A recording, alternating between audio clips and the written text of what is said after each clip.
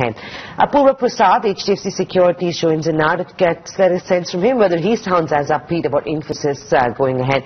Apurva, morning. Thanks for joining in. Apurva, I think the big headline from Infi is that large deal wins at over $2 billion plus during this quarter is back with the bank, which clearly means that there will be enough relevance and growth visibility in the near term. Is this now giving you conviction and faith that they're back in business and the next few quarters could be smooth sailing?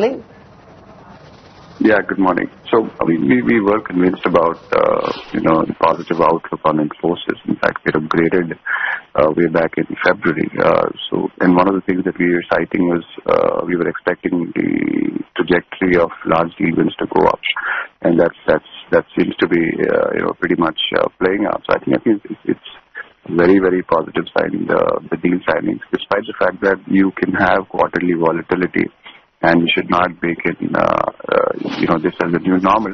Having said that, it's still a very, very strong number considering the prior large deal trends, which used to be 600, 700 million, inched up to 1.1 billion and 2 billion for the quarter. So I think that's probably the biggest positive takeaway from Infosys numbers. Right. Apurva, overall, if you go to see with regards to where TCS was concerned, the growth was picked up, and it was accompanied by a rise in margins, which went up to almost 14-year high.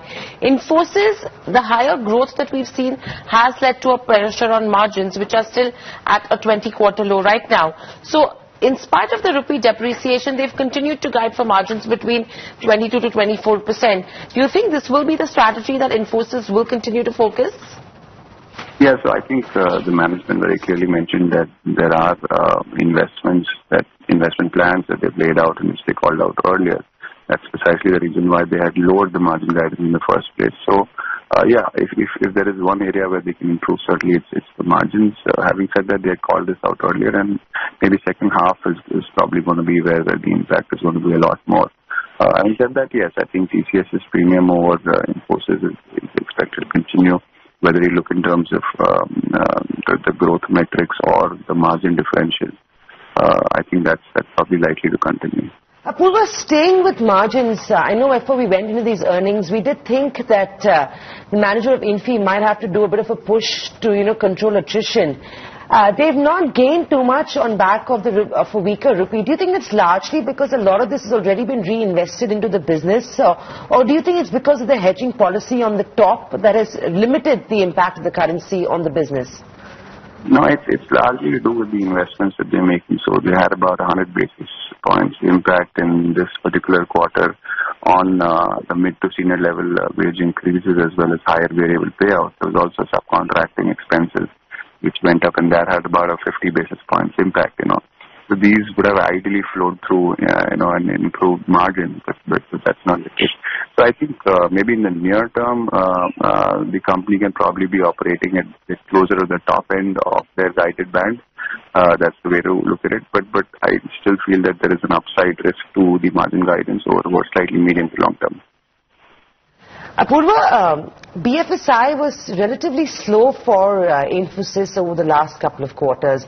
This time around, the big bang deals have come in from the financial services space. Do you now get a feeling that the momentum is now picking up? And are you positive about the BFSI space? And then, of course, we'll talk about digital in a minute, but I want to focus on this because this is a key game changer for Infi's counterparts. And this is where Infosys was lagging really in the last few quarters, right?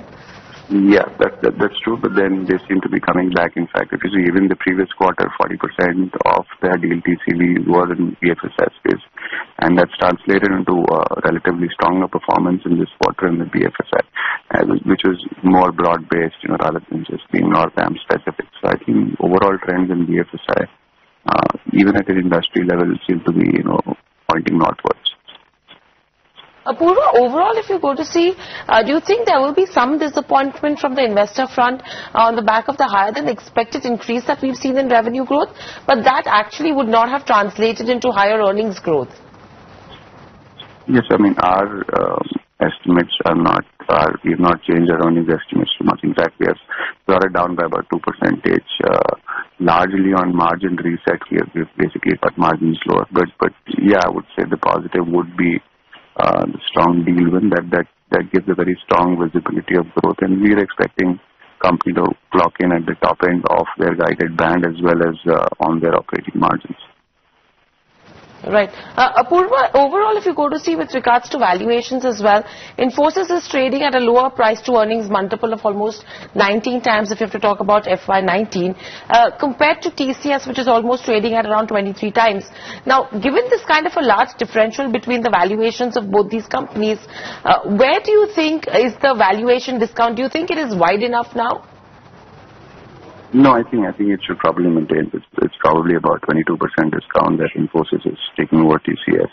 I mean, our target multiples are again close to 20%. So we value TCS about 24 times, and Infosys about 18 times. And I think that there's a reason and to justify the premium valuation that TCS is taking. So, point in case very clearly being the execution difference between the two companies. So if you look at the attrition differential, it's probably at the peak, and I think that's pretty much the trend. So I think on execution parameters and a lot of other parameters, the metrics in TCS would justify the premium valuations, and I don't really expect the gap to converge.